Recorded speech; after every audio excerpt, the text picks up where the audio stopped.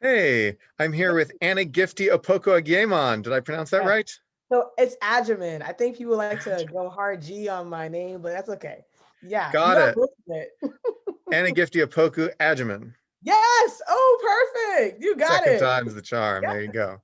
Well, my ancestors they thought like Americans aren't going to be able to say Kuznets, so we just changed it to Right. Smith. We're like, that Smith.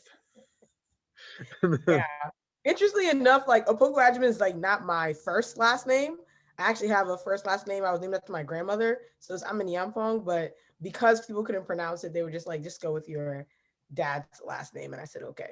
Yeah. Got it. Okay. Wow. Got it. And there is you two last names. Is that like a Ghanaian thing or? Yeah, so a lot of Ghanaians, depending on what region they're from and how their parents want to name them, will often have multiple names. So, like, even my first name, if you look on Twitter now, it's Akosia. That's actually my first name.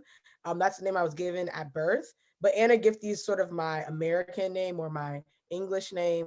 And then there's a couple names in between that I'm called when I go back to Ghana or if I'm in the house. So, yeah, Got it. I have a couple of names.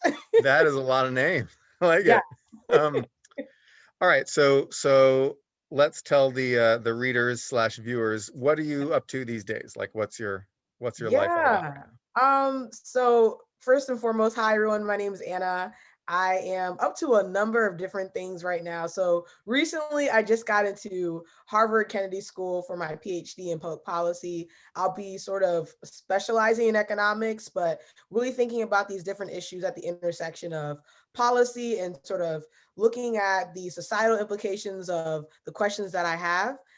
But aside from that, I'm also working on a book right now that's called The Black Agenda, Bold Solutions for a Broken System. And basically the way that book is constructed is it's a collection of essays from close to 40 Black experts across climate, healthcare, the economy, tech, et cetera. And all of them are weighing in on issues that they think should be part of sort of an agenda, right? And that agenda is essentially focused more so on America and what it needs to focus on next. So that's essentially what I'm working on. That's going to be coming out next year, first day of Black History Month, which is great timing. So I'm working on those two things primarily. And then on the side, I also am on the board of the Sadie Collective, an organization I co-founded, which is really focused on Black women in economics and related fields and making sure that there are different mechanisms for underrepresented populations to get into the field of economics, business, finance, and the like. So that's kind now? of what I'm doing on the side. Just a little hobby Just a there. little hobby. Um, Oh, and I'm yeah, watching a lot of TV for and those. watching TV. How do you even have time to watch TV? I don't do I don't even everything have by time to watch myself. TV. So, I've Right. crafted out a lot of time to watch my shows. Netflix is a regular. Just recently watched Black Widow.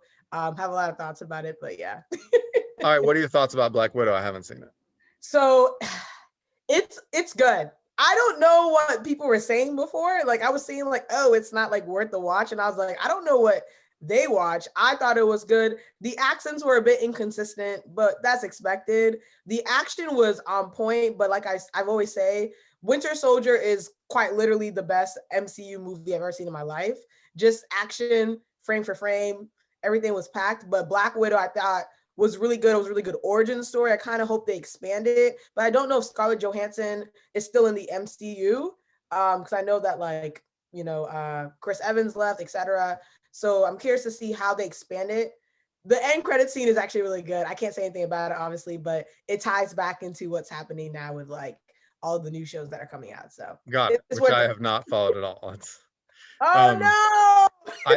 I think the last Marvel thing I watched was the second Thanos movie where they go back in time. I think that's the I'm not much Infinity of a War. Marvel guy. Yeah, Infinity War. Is that like that was like what, 2 years ago? Ancient But history. they're coming out with things like it's like 4 movies per year, so I can understand how someone could I know. envision that. Yeah. Well, when I was a kid, I read the Thanos comics that inspired the Infinity War. Oh, What's interesting is that so in the movies, he's sort of this environmentalist, sort of degrowth kind of guy who wants to kill half the population Yes. in order to, conserve the universe's resources. Right. But in the original comic, he's an incel. So he is in love with the goddess of death, who doesn't love him back, and he kills half the universe to impress her. But it Right. fails. Wow. It Well, fails. it's the goddess of death. So I know. She's like, no, it's out of balance. I don't right. approve. And Yeah. so Wow. he's also stupid in the comics, but in a different way. Yeah, yeah, and I think that's my next level of like getting into Marvel. I've watched all the MCU movies and shows, and now I need to like start reading the comics. But I'm so overwhelmed because there's like hundreds. So I'm like hoping there's like a, I don't know, a cheat sheet of comics that I can start off with, and then that's kind of how weave my way into it. Right. Well, read the first one if you want to read Thanos stuff is the Infinity Gauntlet. That was like the famous one when I was like a little kid. Um, Now actually, yeah, okay. that's what inspired, like that's what made everybody love Thanos. I mean, there was Thanos stuff before then, but I think that's the one that sort of like made him famous as the Marvel's main bad guy. Nice. Um, Okay. I think he's a pretty good villain, and he made some points. So hit some points. that's all I want to say about that. That's right. He's good. He has a giant purple wrinkly chin. Yeah. He looked like the first villain from Iron Man 1. The guy who's bald. I forgot his name. I don't know that. Oh, Iron Man 1. Yeah, no, I don't. Yeah. What was I saying? Yes. So, Yes. you're going to go to grad school, and most first year grad students have some idea of the stuff they want to research, even if they never end up doing it, because a Yeah. lot of people change what they want to research. But what's in your mind? Like, what are you thinking? This is the topic I want to research. Yeah, okay, so I think if you follow me on Twitter, it's Afronomics, by the way. I'm interested in a number of different topics, and I think there's some topics that people don't expect me to be interested in. Obviously, inequality is something that I'm really passionate about on a number of different sort of sectors, right? But I think the other thing too that I'm weirdly fascinated with is the 2008 financial crisis. Like, it's just very, very interesting to me how Wall Street's role kind of played a significant impact in how people's lives went and kind of how things are unfolding, and how it still has residual effects on Black and Brown communities today that are still recovering. So even, I mean, like 5 or 6 years ago, the places that were like in the South were still sort of recovering from what had happened with the financial crisis, while, obviously Wall Street was sort of bailed out and is still operating as usual. So that's one thing that I'm really interested in. Climate change is becoming an increasingly popular topic because, climate change is happening right now. So people are trying to find solutions around that. And I think that's also really interesting to me as well. But if I had to say that there was one topic that is really fascinating me now, it's the future of work, where work is going, and on a number of different sort of sectors, right? So thinking about how climate change might affect the future of work, thinking about how automation might affect the future of work, and then also looking globally, right? The future of work is going to There's a look lot of different. big topics. A lot of Okay, big topics, right? I need to narrow down. I know labor economics is going to be my foundation, is about which right. direction I want to go into, but So basically, you want to research all the things that David Otter researches, also known as everything. Yes, he's awesome though. He does a lot of cool work. He works with one of my friends, but yeah, the future of work in like sub-Saharan Africa is going to become a really, really hot topic. And I know we're going to talk about that a little bit today, but it's just like there's a continent just sitting there, and the majority of the individuals on the continent are very young, and I don't feel like enough people are talking about it. But that's essentially the future of the workforce globally as we know it. So yeah, those are a couple of topics I'm interested in. That's great. Yeah, I wonder what you'll get to first. That's exciting. Right. So let's talk a little bit about Africa. You were born in Africa and came here as a little kid, right?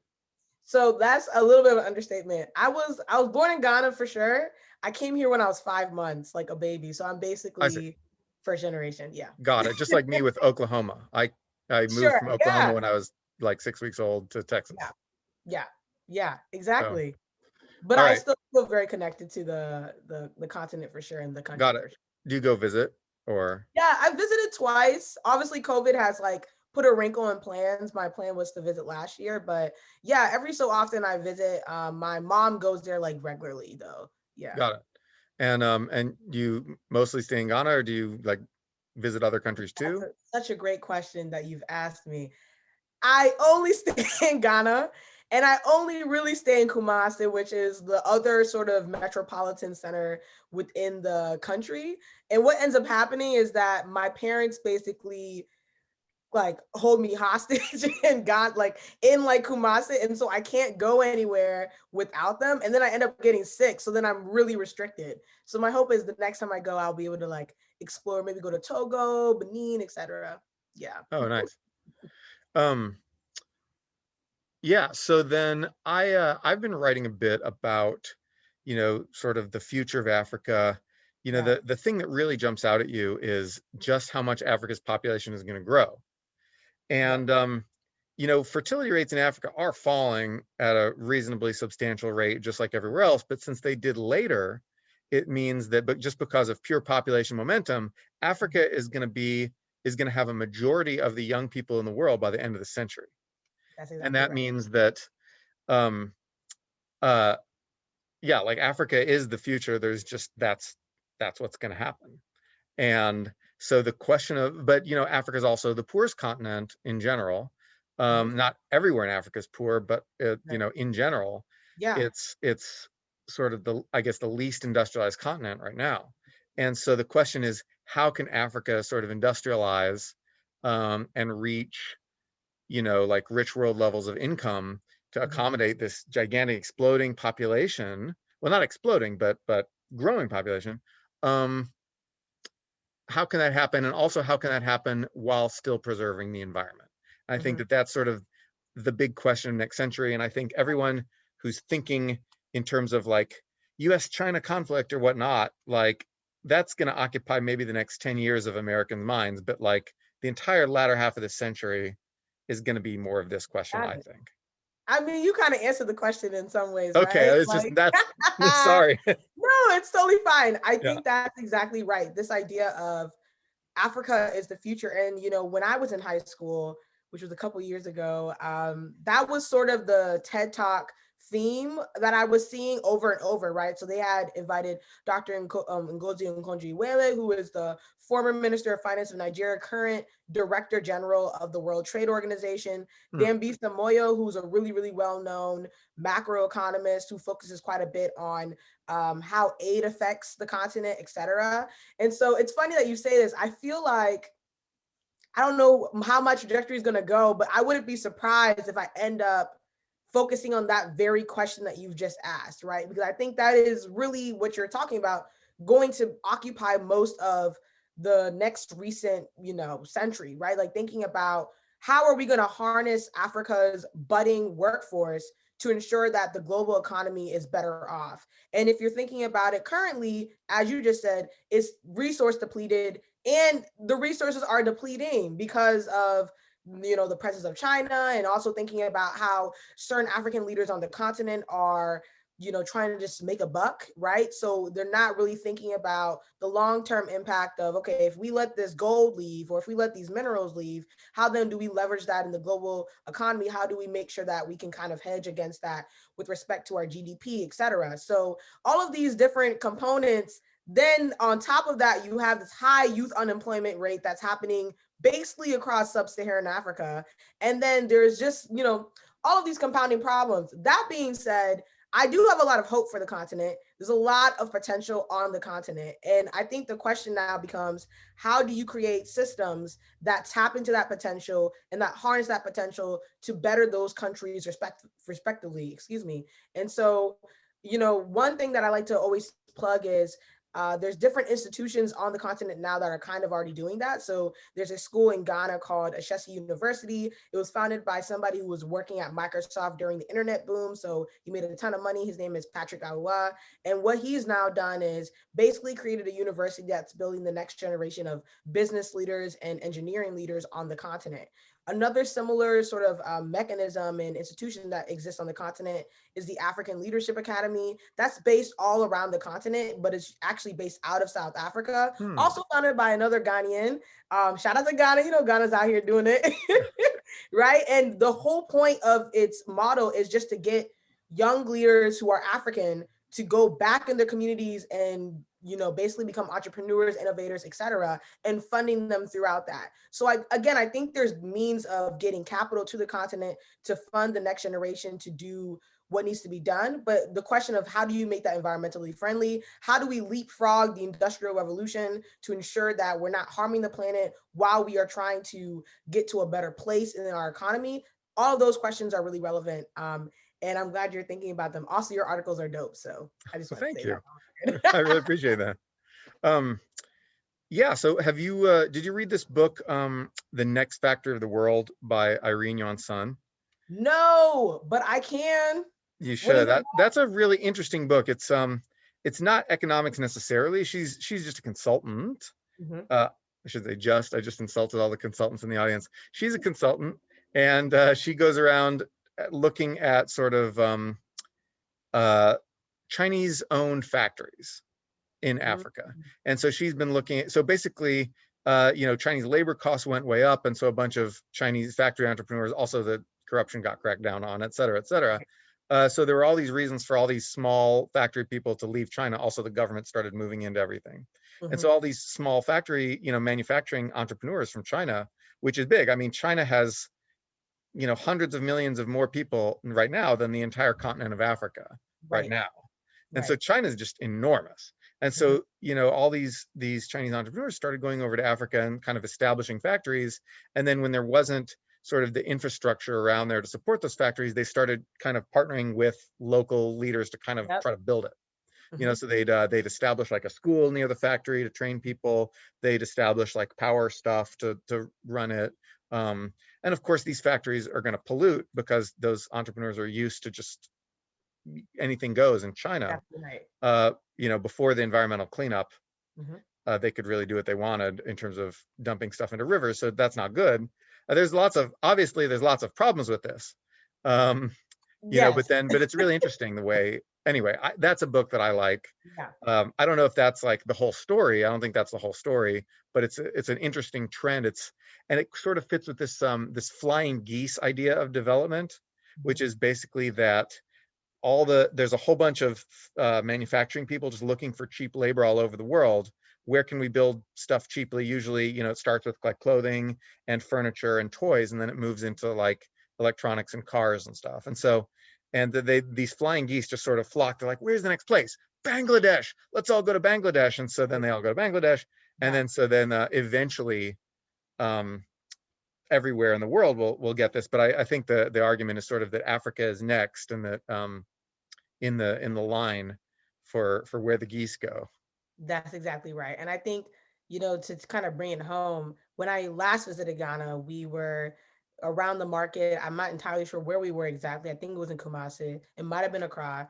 And there was an unfinished road, just like in the middle of the street. And so people were walking around it. And I was like, what is going on here? And apparently, what had happened was, I think there was a Chinese owned company based out of that region that was working on a road, and they had maybe just taken a break. But it was kind of like they were building the road as everybody was kind of operating around it. And that's when I was like, oh, China's presence in this particular country, but I could say largely in the region, is a lot bigger than I think anybody is really clocking.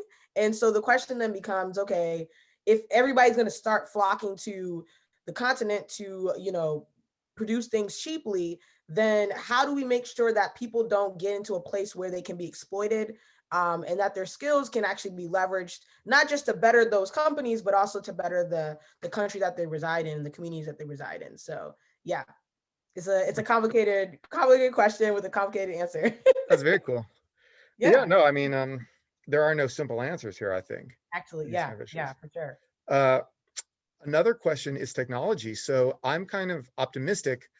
A lot of the technologies that we're seeing emerge right now are Mhm. very decentralized. So we're seeing, mobile kind of take over the internet, and then it's a thing that doesn't depend on these giant networks of landlines being laid by like big companies, and et cetera. It's just, you could just throw up towers, or even in the future, you'll have Starlink that just gives everybody mobile internet. And then, thanks, Elon Musk. Anyway, but yeah, so mobile is really making it so you Right. can have decentralized internet. Solar's making it so you can have decentralized power, and Right. even decentralized water with solar power desalination. And so then that's pretty cool. And so and batteries mean that you have decentralized energy storage, and then et cetera, et cetera. And so I'm kind of optimistic that this will, the normal way that regions develop is like, you'll get a couple countries who are sort of the first in terms of building big government driven kind of development stuff, and then other countries sort of follow their example. You saw this with like Japan was sort of the first to develop in East Asia, and then kind of Korea and Taiwan followed it, and then China. And so that's kind of the pattern. But what's interesting is that given these new technologies, maybe that's not how it's going to work now, and maybe there'll be sort of pockets of growth springing up all over the place. Right. Yeah, for sure. I mean, I think that around mobile money and even how sort of phones are being used for agriculture, you're seeing a lot of that coming out of East Africa, in particular Kenya, Mm. right? And then you kind of have these pockets of like tech hubs all around the west coast of Africa that are springing up too. Uh-huh. So again, like, yeah, kind of using technology as a way to facilitate a more environmentally friendly kind of transition into development, like that's ideal. But again, you have to think about what are the harms of technology, how it's being used. That also can be an issue, right? If you're thinking about how there might be bias baked into that technology, especially if you're using technology for hiring, right? You might be selecting on certain things that don't really help, right? That's what we're seeing, especially in the States right now, with sort of the emergence of AI and automation with respect to the workplace, and even how people are Mm. being recognized, right? Joy Bulumwini, who's a Ghanaian researcher, along with Timnit Gebru, who recently, was ousted from Google for kind I of remember calling that. out bias, right? So that also is something to think about as you're thinking about how technology can facilitate change on the continent, for sure. Right. This is a great conversation, by the way. I'm like really enjoying myself. Yeah. Well, I hope to have no bad conversations on No Opinion on my vlog, but yeah, it's great. Yeah. Um, there's just so many directions it could go. Like, so let's actually talk about Ghana a little bit. Yeah.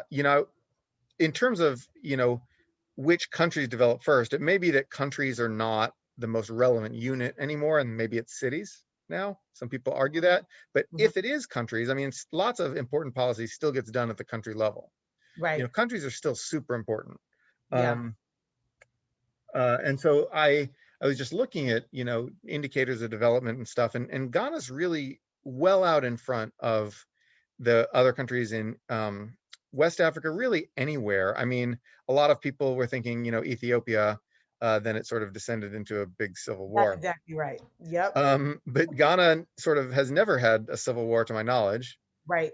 Yeah, And I think that's mostly true, at least in recent history, for sure. yeah, Yeah. it had like a coup at some Yes, a point, couple coups. a couple coups, but Yeah. not like a full blown, not like Yeah, Nigeria had like no, this giant no, not war. the Biafra War type thing, Right.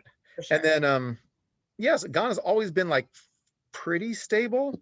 Yeah. Uh, um, and then, and literacy is high, and there's, like all these, by some measures, they're as democratic as the United States, Mhm. um, which I guess is a lower bar these days, but still. Um, Yeah. but it's what's Ghana's secret? Like, why is Ghana sort of ahead in all these development indicators? Yeah.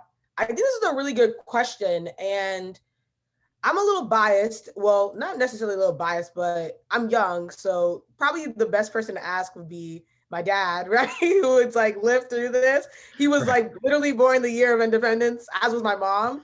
But he pays attention to like Ghanaian politics quite a bit. But what I understand is that there's been a period of investing in education and infrastructure within Ghana's recent history. So there was a president, President Kufuor, who served 8 years, just 2 terms in Ghana's leadership.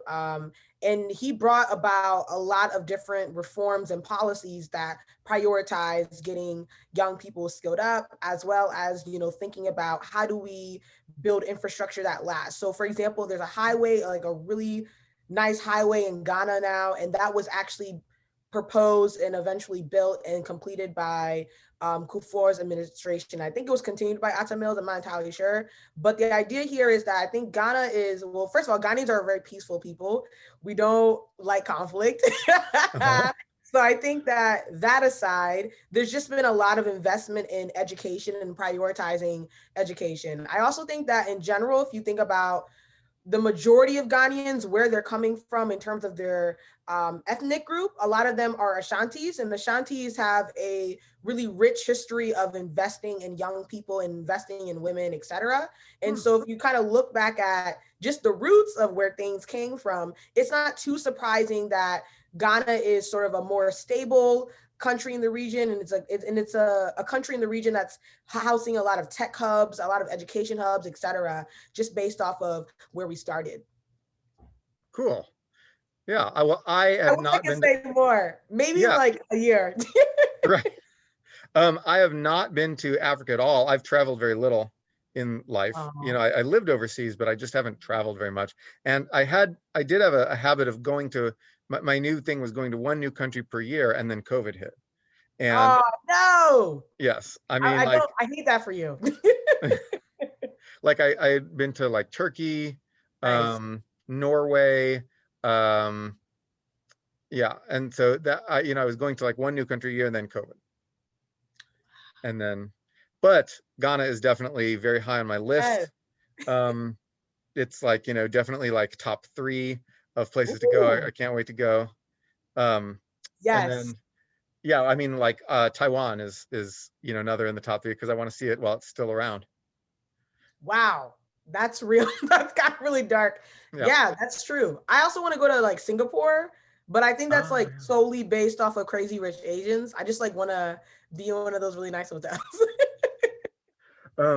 Yeah, my Singaporean friends are like, that's not realistic. I had a feeling. Yeah, I had a little more Hong Kong-y, I think, in terms of it was giving that, super rich, kind of thing. No, I actually knew a girl in grad school who lived the Crazy Rich Asian story. She married like the son of like the second richest family in Singapore. She's Indonesian. And then they were like, yeah, the wedding was just like a pretty normal wedding. Like the dinner was nice. It's like, well, I've noticed that, at least based on the Crazy Rich Asians movie, they like the guy based it off of like actual like East Asians that are very, very wealthy. One of them being Heart Evangelista, who's based out of the Philippines. And she's like very humble. Like if you like watch her vlogs and stuff, like she's like not flaunting her wealth a lot, but she's like ridiculously rich. She like goes to couture shows and they take her to the back room. And that's how you know you're rich. Right. That's like that character who's always going shopping for cles. Astrid. Yeah. Astrid, that was exactly who she was based off of, Heart Evangelista. Oh, got it. Yeah.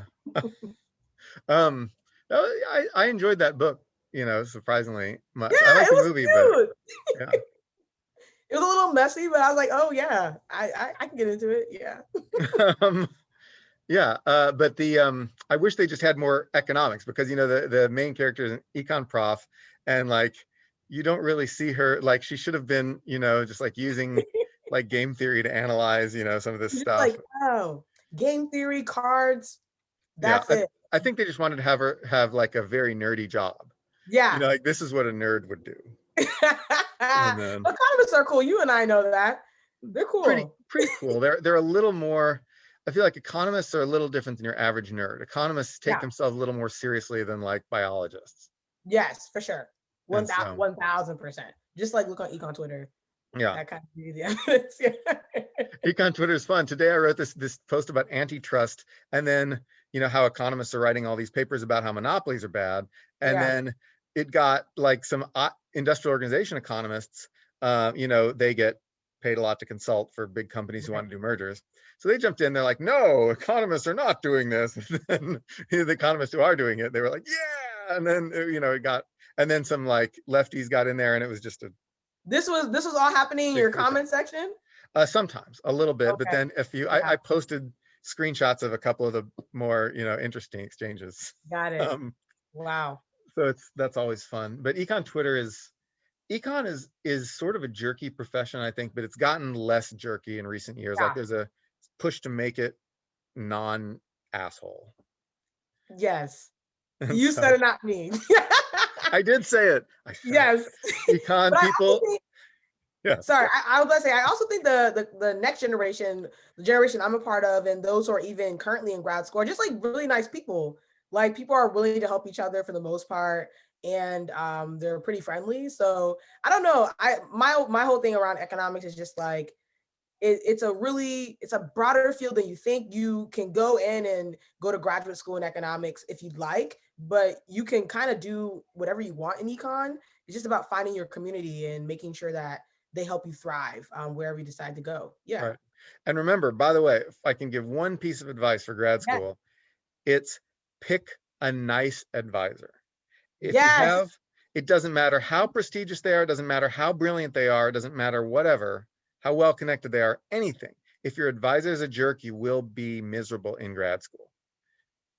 Word to the wise. I appreciate you. And to all the grad students out there, that is it. Pick a nice advisor. Never have a jerk for an advisor. It will end your life. It will ruin your life. Wow. I think it'll ruin your life. Hopefully it does not end your life, Not, y'all. I didn't mean it'll Yeah. end your life. I mean it'll end your life for 6 years or whatever. It will. Right. You don't have a life for 6 years Yeah. It because really you'll. does matter. Yeah. Yes, just get a nice advisor. Anyway, um, tell me about the new generation. Tell me about the kids. What are the econ kids like these days? So first of all, we're not kids, we're young adults, To but there me, are people who you're are kids. like there are people who See are this coming gray up hair? See who this? are a little younger. So it's a great question you've asked me. As the co-founder of the Sadie Collective, I interact quite a bit with young Black women in the space. And I think what's really encouraging about econ and why I'm like, this whole thing is just crap is because the young generation is really coming through with a lot of really interesting questions. And it's just not like, it's not just interesting questions, but it's like interesting questions with a lot of different intersections that are going to draw on a number of different fields, maybe even other disciplines to sort of enhance the analysis. And so I think that's really encouraging to see that there are people who are excited to do really good work and to ask questions that need to be asked in this, next century to ensure that we have just a much better experience here on Earth. And potentially on Mars, depending on how this space travel thing goes, right? So I think that's really encouraging to see that there's people who are friendly, nice, but also really curious and really willing to learn. And a lot of like wickedly smart people, like, which is really exciting too. So, iron sharpens iron. If you're around people like that, they make you better. And so I think for me, I'm really glad to be part of this next generation of economists that are coming through, and also people who are in related fields. Yeah, they're really dope and they're really nice. So I'm just really excited. They're awesome. That is great. Wow, I You're like, my oh own my God. experience, I was just like, well, I might as well go to econ grad school. Like, what Right. else do I have to do? And you're like, I am in this awesome community of stuff. And that's so great because we didn't have, Right. Twitter back in like the late Yeah. 2000s when I went to grad school. We didn't have Twitter yet. I mean, we didn't really even have blogs. It was a different world, and it was harder to connect with people. Yeah.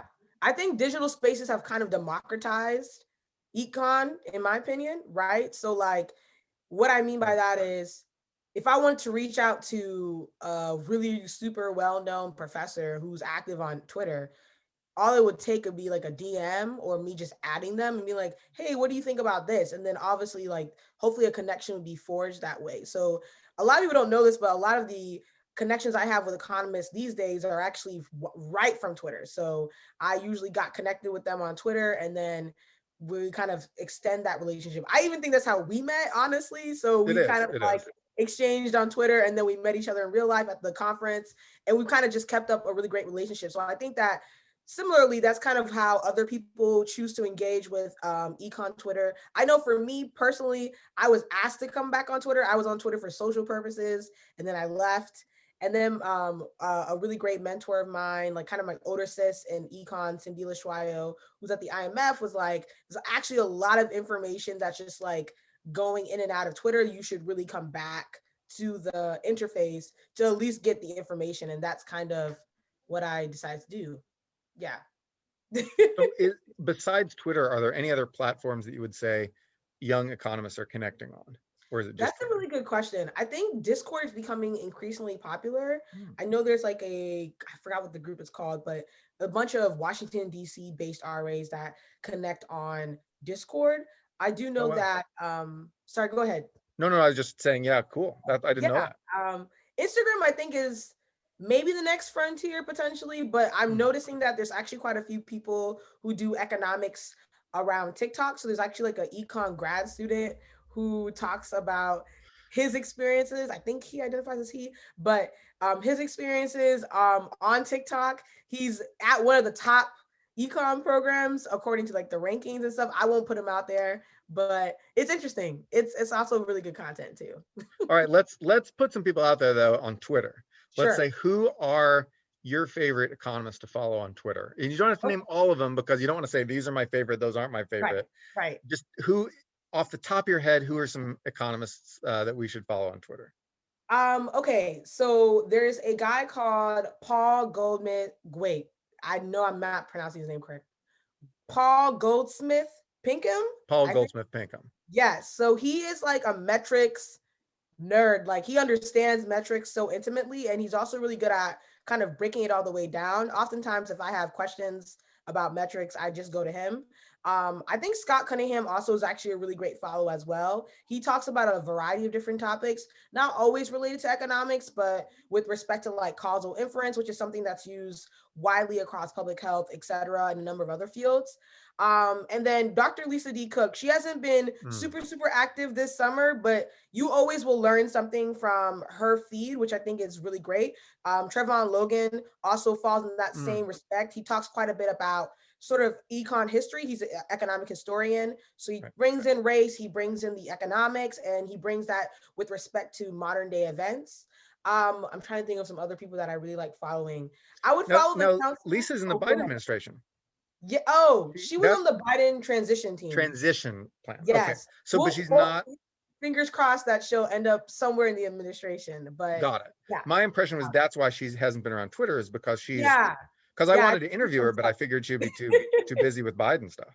Yeah, yeah. I'm not entirely sure what's going on with her inactivity, but I think it's good news. Hopefully, something good comes out of us not hearing from her like day to day. So, yeah, she's a great follow as well. I would also recommend that people just follow the Council of Economic Advisors.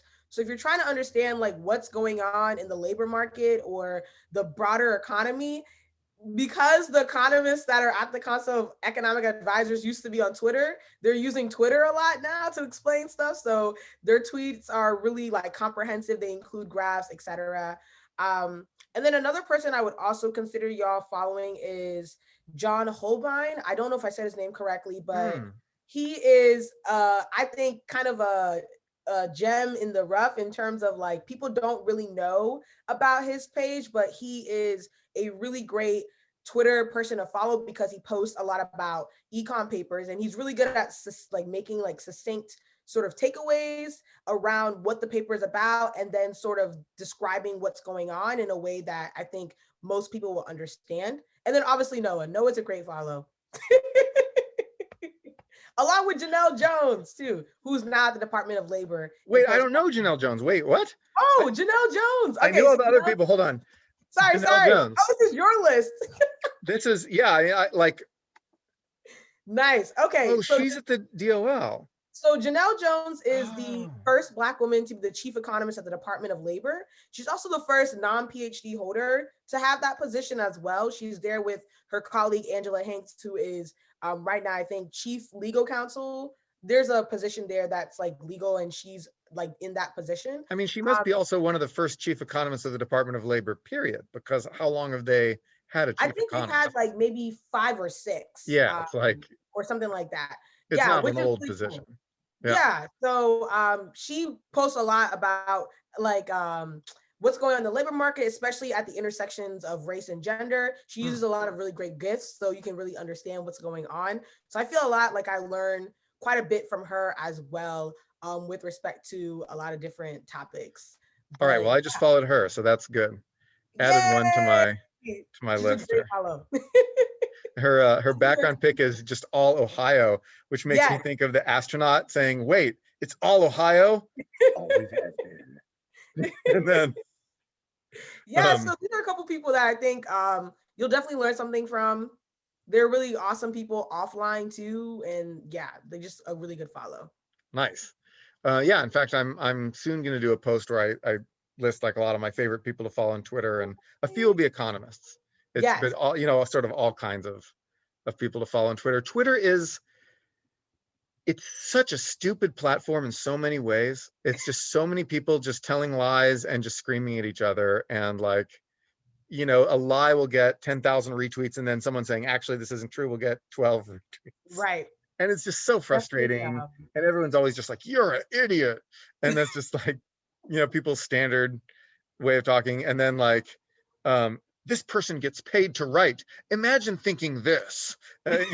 And then like that's just how people talk, and it's so Yeah, stupid. if you really think about the concept of Twitter, it's just a bunch of people yelling at each other. Like that's just what it is. Right. If you think about that in like reality, if you walked into a room where 25 people were saying stuff and yelling, like it's just so chaotic.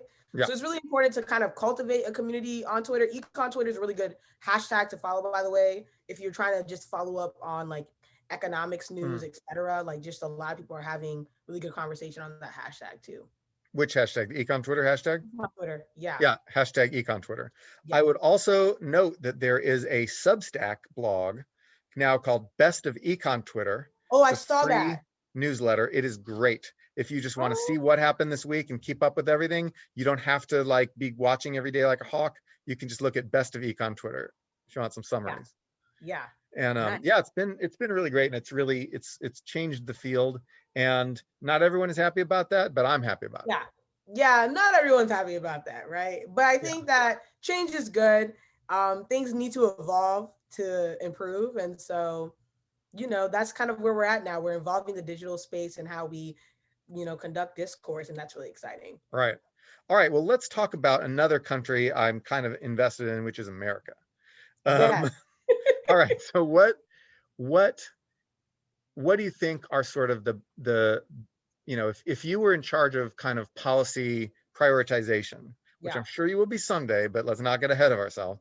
If you were in charge of like determining, what sort of things we focus on, if we have limited attention, I mean, of course, we'd like to do all the things right. and, like give like yeah treats for all the bunnies, etc. But like if you like what are the top priorities you think in terms of policy, like what we should be focused on at the national level right now? Yeah, so this is a great question, right? This is quite literally what the Black Agenda book is about, Mm. and so Did you write an I essay for the Black Agenda, by the way?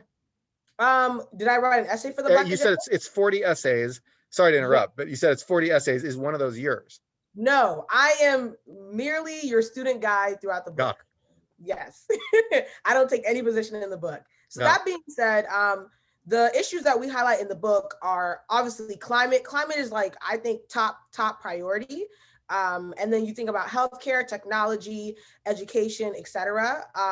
These are really important policy issues, but they're incomplete if you don't understand the role of race. So I think that when we talk about America, people don't like to talk about race because it makes them very uncomfortable. It makes them feel like, oh, they're being personally attacked. People take it very personally. But the gag is the way America started was, it's just laced with racism, laced with exploitation, etc. Right? We're talking about slavery, we're talking about Jim Crow. These things aren't things that everybody agrees is a good thing. Most people don't, like those things happening, etc. And so it's really important for us to couch all of these policy issues that we're talking about in modern day and what has happened in the past and what is currently happening in the present with respect to race. So if you're thinking about climate, for example, environmental racism is a real thing where Black and brown communities that are across the country oftentimes are a couple of degrees hotter than their white counterparts because of the Hotter. actual environmental structures Hmm. around their neighborhoods. Yes, You right. mean So hotter at the neighborhood level, not in terms of like just southern states. You're talking I about think like hotter at the neighborhood level. That's kind of what neighborhoods that I are just hotter because maybe they don't have as right. many trees or they're near a That's highway exactly or something like that. right. So they're going to have Exactly. heat waves and people are going to die. Right. And on that same front, right, those same neighborhoods are then food deserts, right? When you think about a food desert, they don't have any grocery stores that are of quality food items, vegetables, fruits, etc. But also they have gas stations, liquor stores, etc. that are sort of the Cheap. dominant like Yeah. stores in that neighborhood. And so the kids in that neighborhood then don't have access to nutrition. There's just a lot of cascading issues when you start with, okay, how does race play a role in this particular broad macro issue? And that's kind of what the book is about too, right? We're asking Black experts to say, okay, we know that you're a climate expert, but how does race kind of feed into this and why should we be thinking about it in this context? So yeah, I would say climate, healthcare, education, tech, those are the big ones. Got it. Yeah. Climate, healthcare, education, and tech. Huh. Yeah. Um, And that also applies to globally as well. right. Because I mean, obviously climate is like the big global issue. It's not something Yeah. we can just solve in our own backyard alone. Yeah. It's gonna be tough. Yeah. And all And those then, issues too affect the economy, right? right. You know, like if Katrina, like if another Katrina hits, the South, God forbid, right? It Then, will. right? Oh my God. It But will. yeah, like that's kind of where we're headed, right? So there's economic things that need to be taken in place to ensure that, we can get infrastructure, we can get people the resources they need, et cetera. And that in and of itself relies heavily on how you're thinking about those issues now. You want Right. to be proactive, not reactive. Right. When I moved to California 5 years ago, we didn't have this thing called fire season. Now we do. And it's That's just, crazy. yeah, in Yeah. like the late summer through fall, it's just close your windows and get some masks and get air purifiers because the fires are coming and like half the state burns down every year. It's like, and Oregon just had, it was hot, the second hottest place on earth, I think. Yes. It was, Oregon, I think it was the second hottest or not the or possibly the hottest. hottest, maybe the Yeah. hottest. And I know It Canada, which is like right above, right, also had was record heat temperatures as well. So it's kind of might be a like, good okay, time to guys, move to Canada, actually, given the temperature improvement. Um, it's not listen, cold all the right? time anymore, yeah. Yeah. Uh, but man, it's just, nowhere is safe from climate change. Rivers are flooding their banks, or there's droughts, or there's fires, or there's storms. It's not just like, oh, the sea level will gently rise. No, like, and it's really frustrated me. I don't want to hijack this and go on a rant, but it's really frustrated me how for so long climate economists thought they just modeled it as just, temperature gets hotter, we have more hot days, that's it. So occasionally they'd look at sea level rise. They never thought about crop failures and floods and droughts and fires and all this stuff. And like only Marty Weitzman did. He said, well, there's going to be disruptions we don't understand, and maybe that should make us a little more urgent about climate change. And then anyway, he got it, and other people did not in climate economics, and then they didn't listen. And so that just kind of pissed me off. I don't know. I just wanted to rant. No, this is your space, right? And I think too, the other thing that I noted on Twitter recently was, the language around climate change as of late has changed, right? It's become a little bit more urgent. Oh my gosh, we have to focus on this issue now. Everybody's gonna die. Da da da. That is true to an extent. However, climate change has been happening this whole time, right? And I think what's been happening is that it's been affecting people that people don't largely care about. So if you think about Ghana, for example, right? Since 2015, flooding has been an issue. Southeast Asia as well. And so if you're thinking about centering marginalized communities that are part of the global South as a way to construct policies that are actually going to benefit everyone else, it turns out if you're actually shooting for people who have the most to lose, everybody else will have like more to gain because those are the people who are actually suffering the brunt of climate change and the brunt of the crisis and how it's affecting their communities and their surrounding areas. And so do Right. better. Yeah. Right? Literally. Yeah. Yeah. Health. What should we be thinking about in terms of healthcare in America? Yeah, I mean, we got to get through COVID, right? So, Oh, true.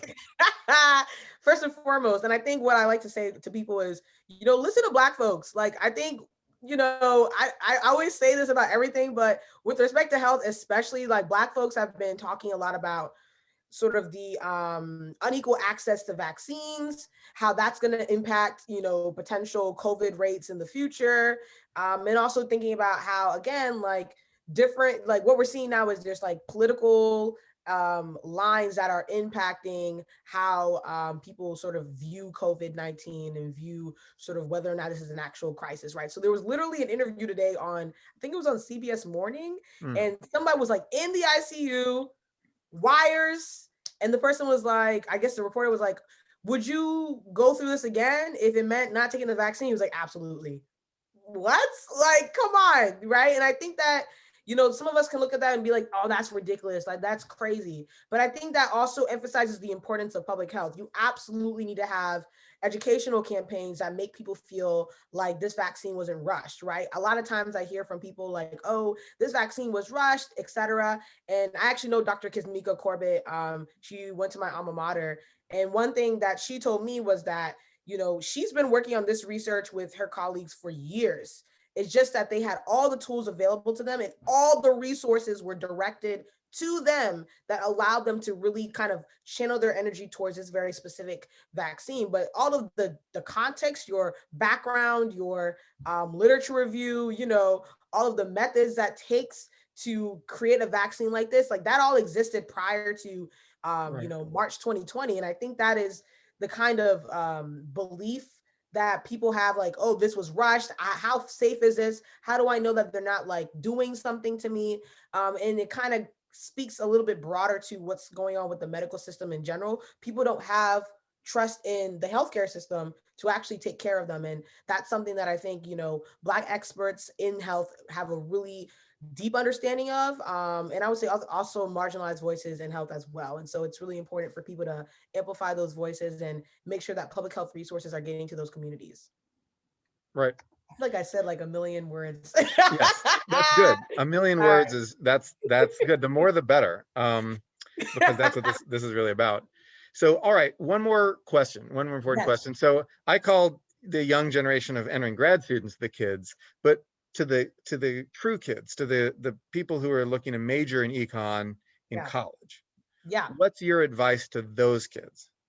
Yeah. I have a couple pieces of advice, y'all. So, what's my first advice? One, I think if you like economics, stick to it. It's one of those majors that people don't really advertise, but it is very much a lucrative career path. In my opinion, like you can take economics, you can apply it to health, you can apply it to climate change, you can apply it to any kind of societal issue that you have an interest in, because it gives you enough tools to really think about the world around you. And obviously, when you're introduced to economics, supply and demand, but that very simple concept actually is very useful when you think about it. There's a limited resource of something, and so you need to think about how you're going to optimize it, how you're going to maximize it. So that's the first thing. Stick with economics if you really like it.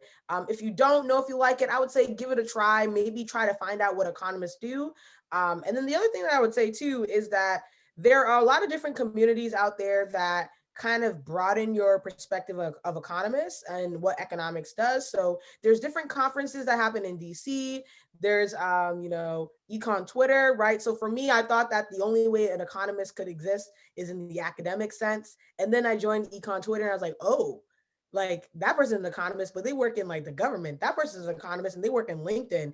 And there's all these economists that kind of planted everywhere. And so that kind of taught me that, oh, there's like a lot you can do with economics. You just need to kind of figure out like what is most interesting to you in a given moment and kind of ride that wave. And then if there's something else that's interesting to you as well, then you can go that way too. And I think the last piece of advice I would say is that it's really important for you to find community when you're in any space, but economics especially if you're a marginalized person in this field. And so if you're a Black woman, or, you know, a Black non-binary person, the Sadie Collective is a great resource. But there's also the American Economic Association summer program that's for general minorities who are interested in economics related fields. But there's also a number of other different communities as well that are, you know, here to help you succeed in this space. And so just make sure that you're finding those resources. I have quite a few of them already on my website, annagifty.com/resources. So you can kind of look at those resources on my website as a way to kind of figure out